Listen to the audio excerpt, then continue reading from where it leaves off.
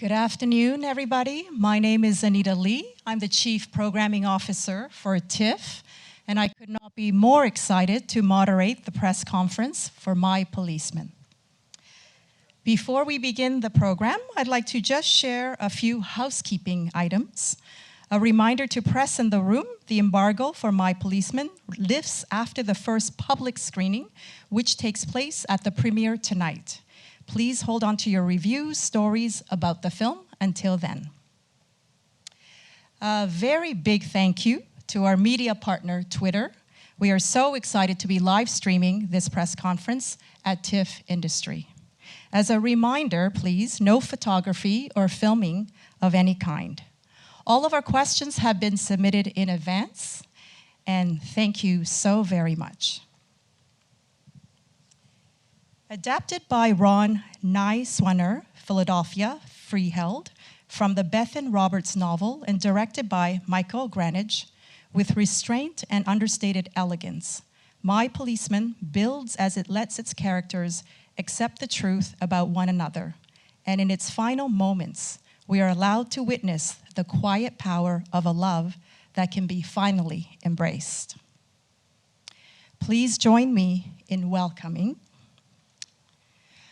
Linus Roach, Rupert Everett, Gina McKee, David Dawson, Harry Stiles, Emma Corrin, and director Michael Granage.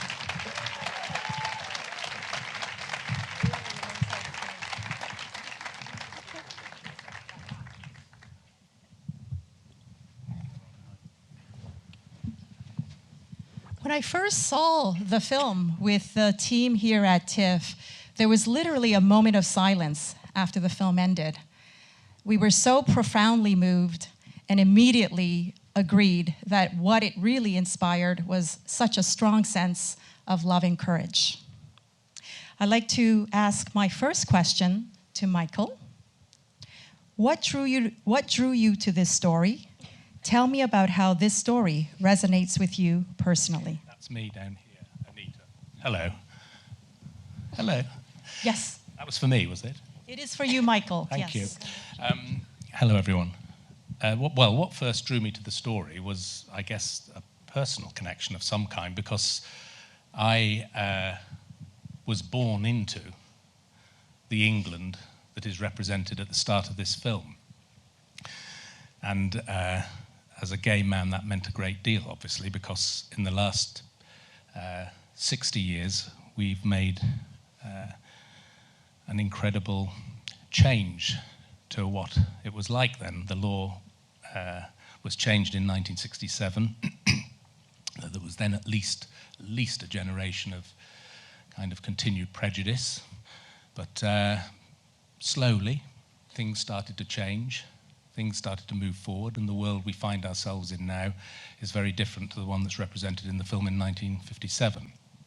Although for the first time in my life, I think that is a little fragile at the moment, and that is part of what drew me to this film, because I felt the film is many things, but it is great when a film can be part of a debate.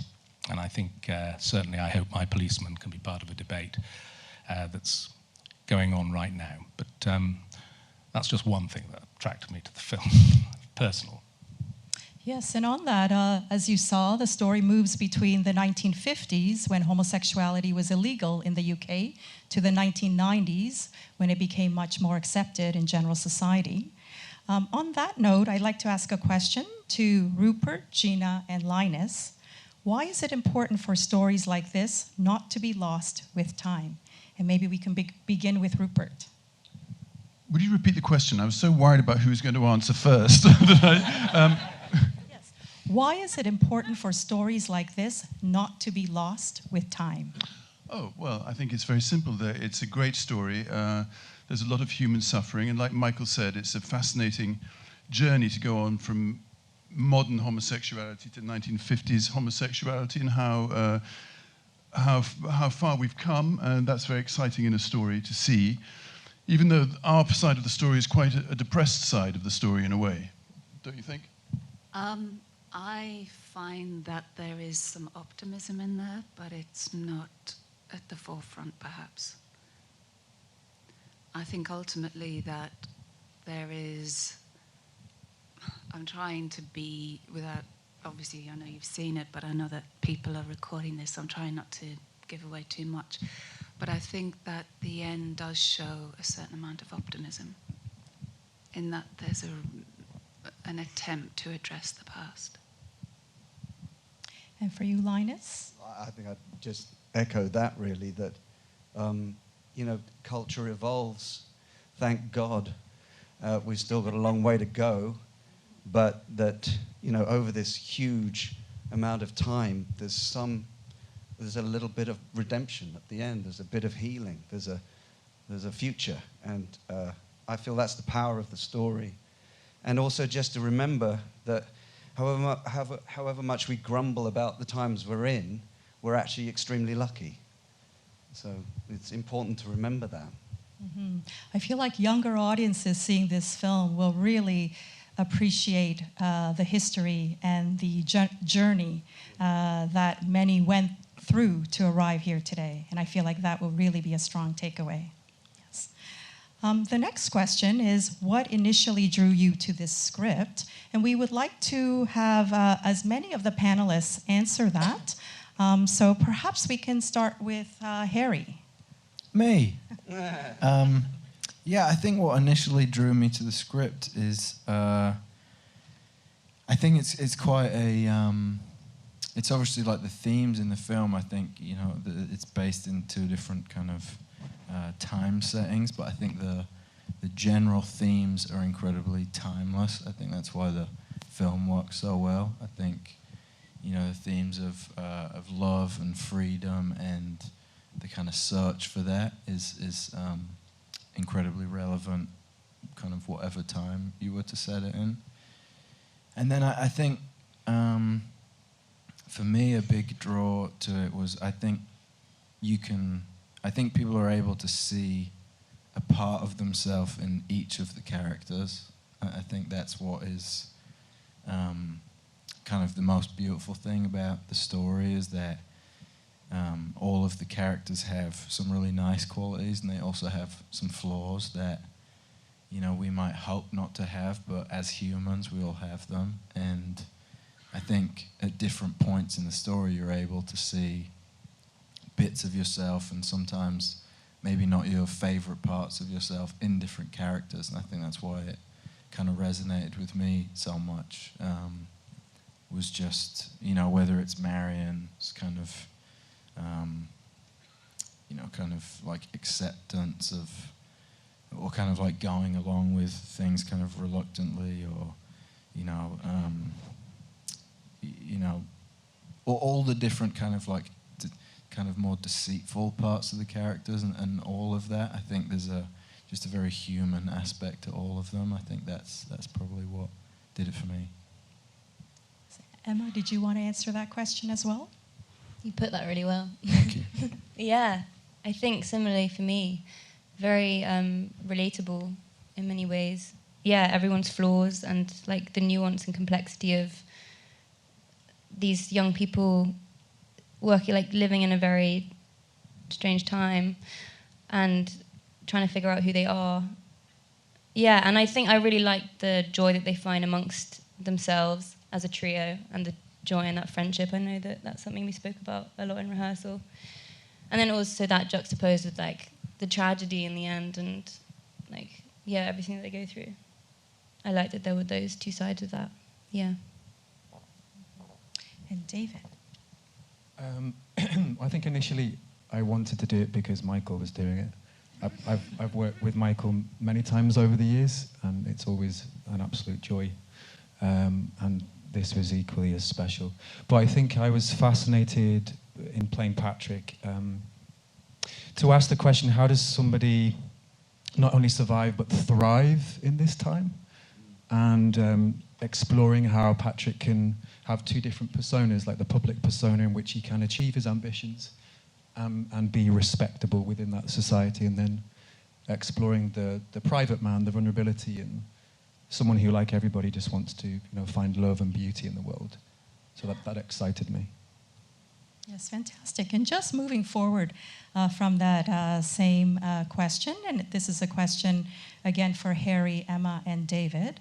Can you talk about playing such complex characters and the circumstances around the decisions they made and the challenges they faced at that time for your characters? Yeah. Okay, I'll take it.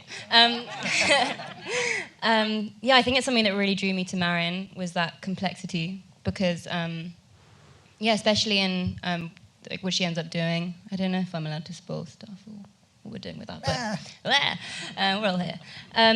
Yeah, the decisions that she makes, and that really intrigued me because I feel like I had to really think about like how to justify that with myself for her.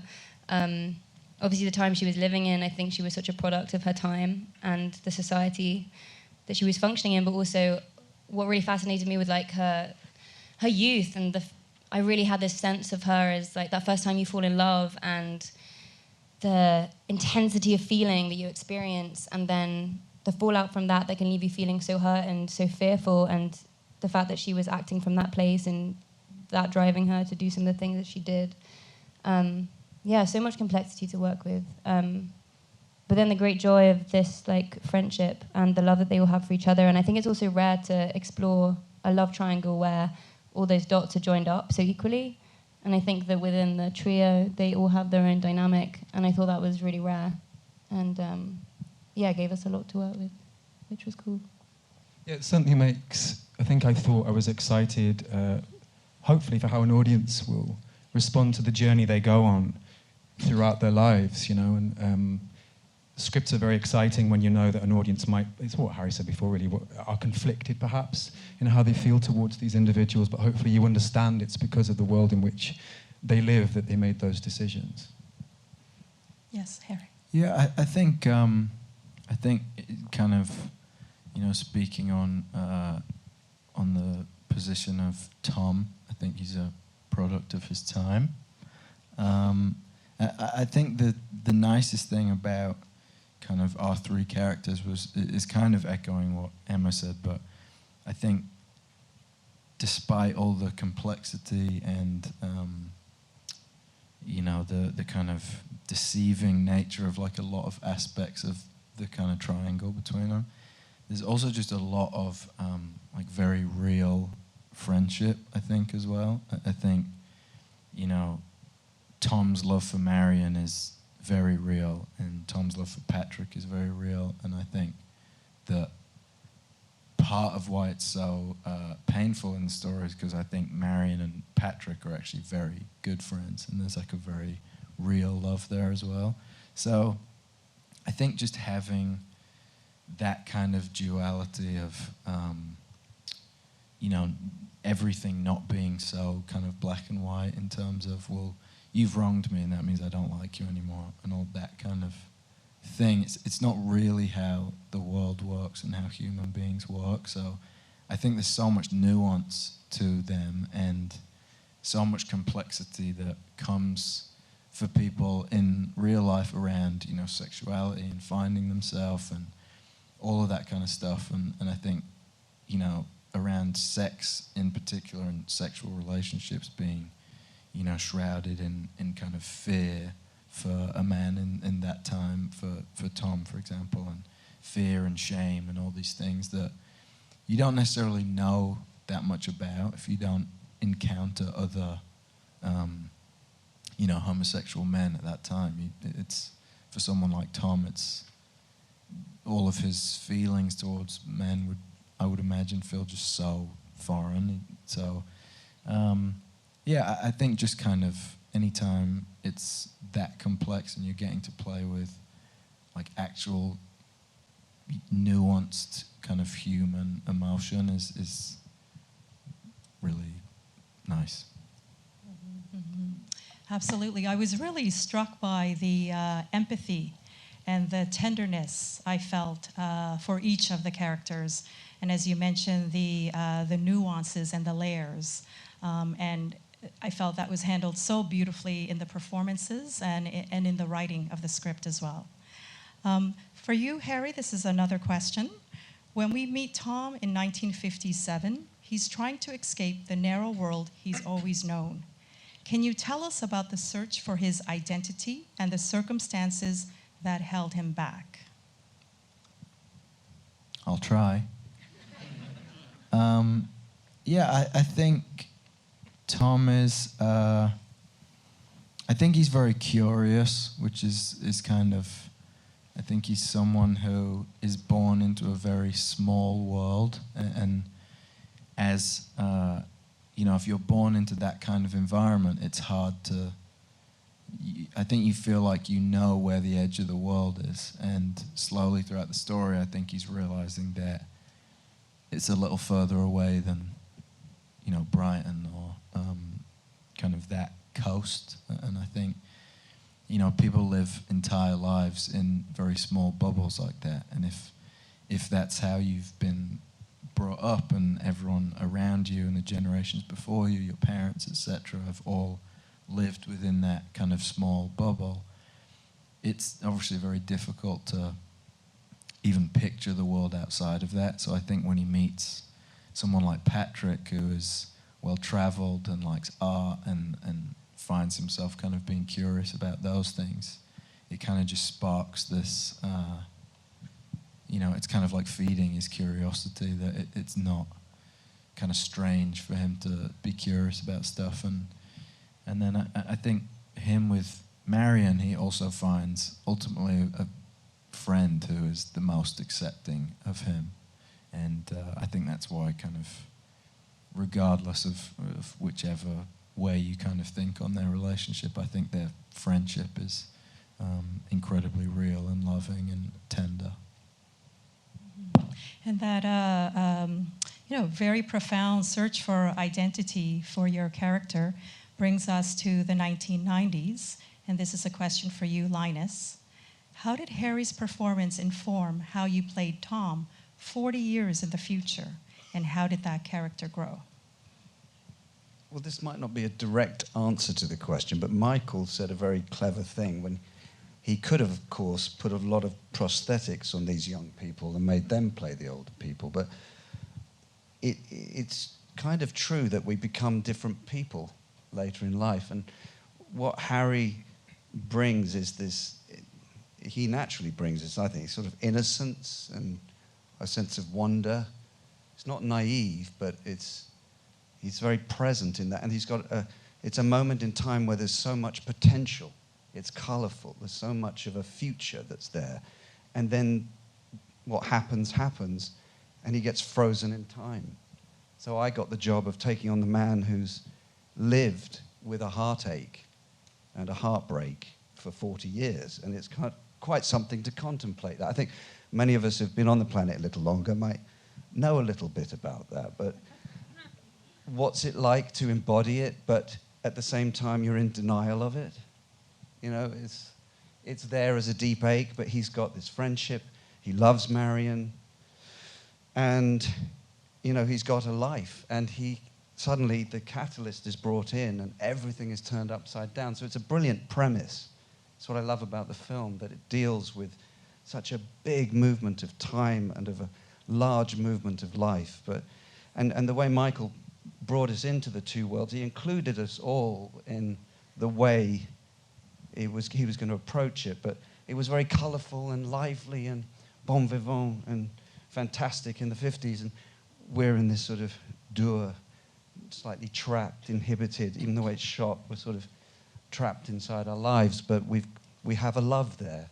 And so, I think in a way I wasn't trying to mimic Harry, or we talked about having a limp or a wink or something that would, but we decided in the end it's two completely different worlds that are united in the same universe somehow.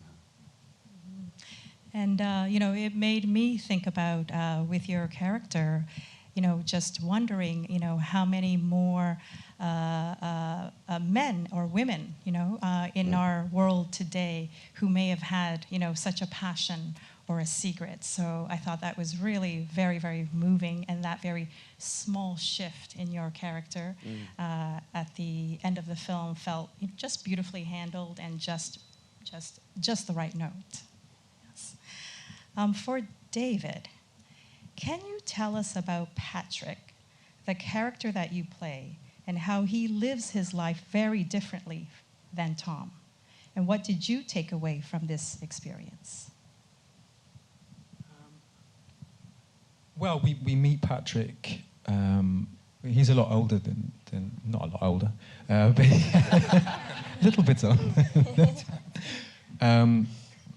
But something I admire about Patrick, even though his life experience and it has been hard in the past, that he's not hardened. He's determined to always find the joy and the beauty of life in people or in music and art and literature. He loves to travel, and the difference between him and Tom, I suppose, when he meets Tom, he thinks he sees a lot of himself when he was a young man, and somebody who's at the beginning of a journey of self-discovery. And I think he wants to help that be as good and as beautiful and joyous as possible, even if that makes this triangle very complicated. And can I move to the next question? This is for Emma. Can you talk about these characters and their journey for acceptance of themselves, acceptance of each other, and acceptance of the world? Emma first, and then Harry next, please. Acceptance, yeah. I think, they all have very different journeys of acceptance, but also I think there are very similar themes running through all of them. I think for Patrick and Tom, obviously, it's acceptance of themselves in a society which is not allowing them to be themselves at all, to love who they want to love or be the way they want to be. And then for Marion, I think it's sort of accepting that, accepting that she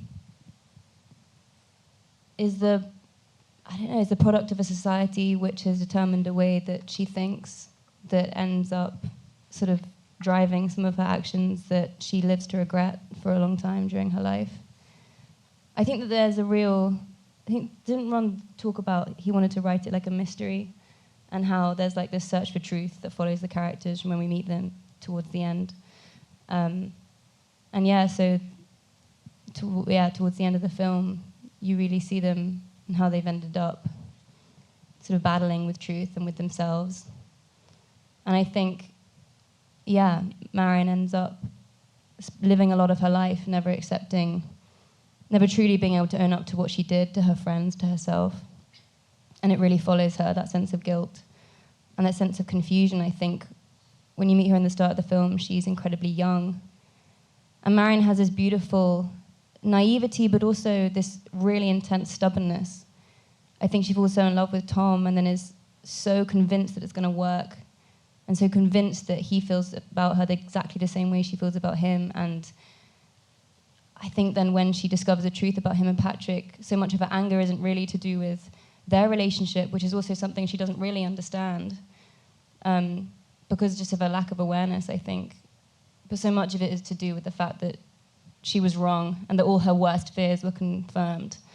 And I think that's the anger that fuels her to do what she does, and then that's what she has to live with for the rest of her life.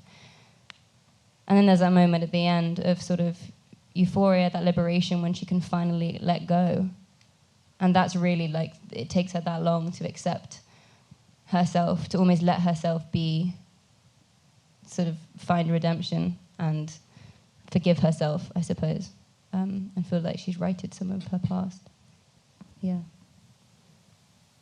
Yes, Harry, did you want to speak to that as well? Sure.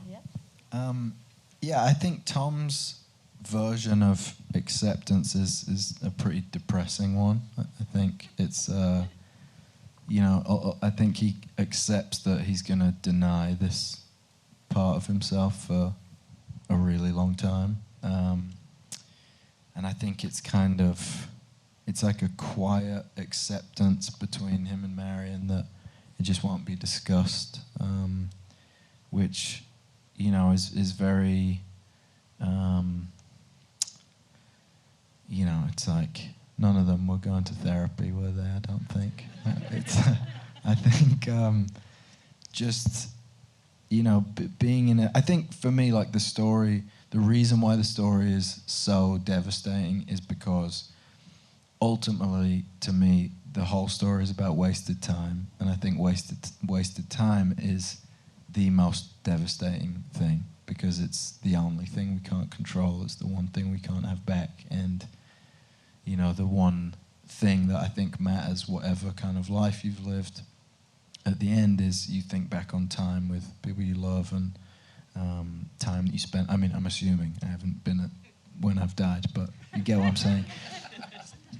But, you know, that is the one thing that none of us can control. So I think the whole story being about this wasted time, and I think, you know, going to the end and where, you know, you find Linus's characters, it feels like a brief moment of acceptance, which feels really wonderful, but it's also still kind of laced with this devastating, oh, if we were just, you know, braver, we wasted so much time. So I think there's just complexities in every part of the story, which I think is what makes it so interesting, is that every piece of joy, even though it's very real, it's kind of laced with this other side to it. So, yeah, I'll stop talking now. Well said. Thanks. The idea of wasted time, I think, is especially interesting for Gina. So this question, this story is one of love and regret, and in some ways redemption. Gina, tell me about Marion's journey and what she may have felt when she decided to finally be free. A lot of the things that we've already touched on are part of that answer, in that for decades there has been a unity and in some ways in equal measure a division because of the actions of their youth, and they're indelibly marked by that. And I think that state of inertia and their impending age forces Marion to be proactive, because, you know, it's very easy, as a lot of us will know, to go through life and before you know it 2 decades are gone and you've kind of just been busy doing life. You have a job and responsibilities and a routine, and finally Marion is retired, and I think there's something about that which is no coincidence, that is a catalyst. And I think it's very hard to go into older life, and certainly to your grave, without at least attempting to address some of the things that are needed to be said and done. That beautiful moment when she drives away, I imagined all the potential scenarios waiting for her in the future. Yeah. Yeah, I think that's why I feel optimistic, because I think they will always be bound, but now they're bound by choices as opposed to victims of their time. And on that, it's a question back to Michael. You handle the story telling from 2 different eras beautifully.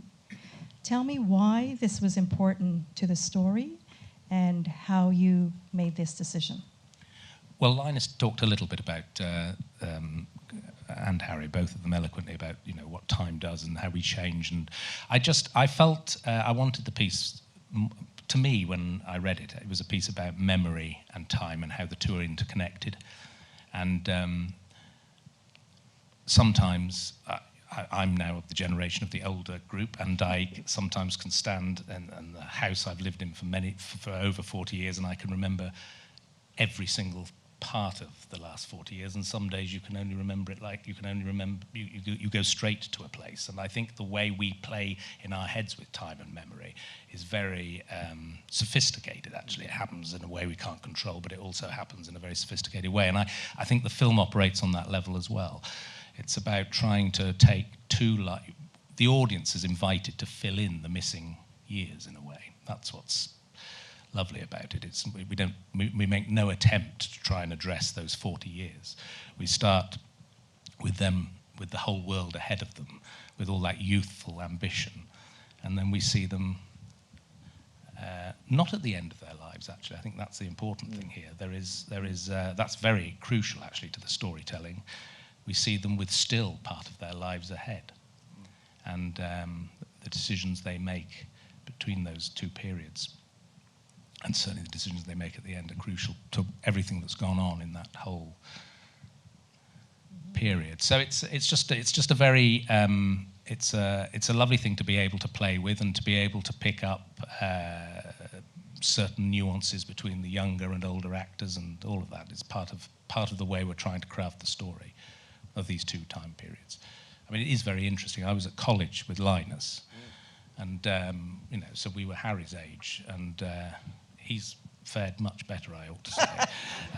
But when we look back at those times, and we are where we are now, they just don't feel like the same life sometimes. Right. I mean, I'm not in college. I'm 28. As subtle as it was, I really felt that sense of hope for me at the end of the film, and thinking about the characters and what their next steps might be. This is a question for Rupert, Gina, and Linus. Tell us what you hope audiences take away after watching My Policeman. How do you think audiences today will react to this film through the prism of our society now? Rupert has elected me to answer that, and I was convinced you were going to do it.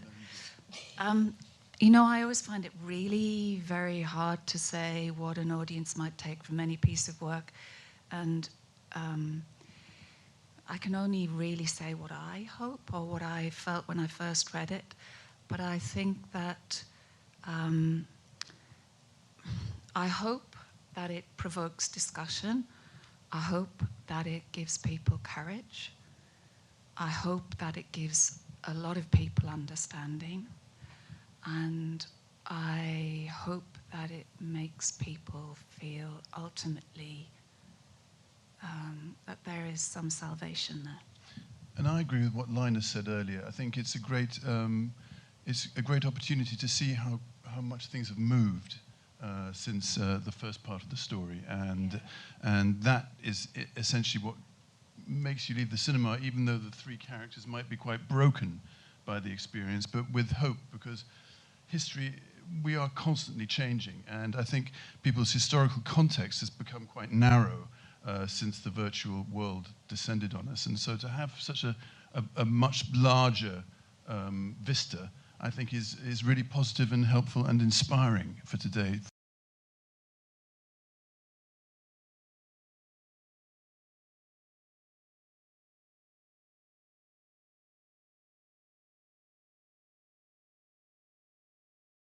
In 2003, I think. So I think that in their orbit, even then, even though there'd been a lot of advances in terms of helping people to live their lives if they were gay without shame, there was a step back in the UK, and I think that somehow is also a motivator for Marion. I think by then she had evolved to understand a huge amount, and I think whenever we get that sensation that we're one step back, we need to make 3 steps forward. So I think the timing, Beth and Ron's timing within the writing is poignant. Mm-hmm. Absolutely. I think just those subtle moments when you watch Marion taking in the new environment, you know, and seeing others now enjoying life in a different way. I thought it really resonated with me in those scenes. Really beautifully done. Linus, did you want to answer that question as well? I think it's all been said, really, and you know, we haven't talked about this film for a year and a half since we finished it, and I've just found it fascinating to sit here and sort of have so much said and expressed. And I just hope people talk a lot about it like this, because it's so rich, it's so complex, and art reflects life, and we learn through it. So I wouldn't say there's any one thing. I think there's lots of things that people can take from this, learn from this, talk about it, and makes you want to see it again. Absolutely. And we know we at TIFF are incredibly excited to have the world premiere here. We would love to hear from all of you. How does it feel to have the premiere here at TIFF, to share the film with an audience, here to a global audience? And I'll ask that question first to Michael. Well, it's always a difficult moment when you put your work out into the world. Difficult because, you know, you've been with it. There's some of our producers have been with it for 9 years. I've been with it for 3. At least everybody here has been with it for 2. And there comes a moment where you have to go, here it is. And I couldn't be happier or indeed prouder of it happening here, because this is a place that really loves film, really takes their film seriously. And this festival is one of the most regarded festivals in the world, and to have our world premiere here is an absolute joy, to be perfectly honest with you. I can't say I feel safe, but I feel I feel we're in the right place. So thank you for having us. Thank you. Anyone else would like to answer that? I've just spent 2 months working here, so it's very exciting to be back, and it's a lovely town to be in and to work in, and so that's an extra thrill coming back to knowing it a little bit here. I actually played the Princess of Wales Theatre. I played there 14 years ago on the stage, so for our premiere tonight to be there is really special. Wow.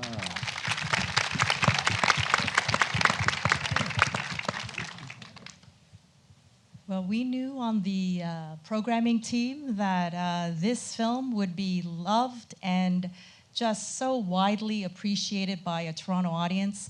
We were so excited to have the world premiere here. And on that note, thank you so very much for joining us today. This wraps up our press conference, My Policeman.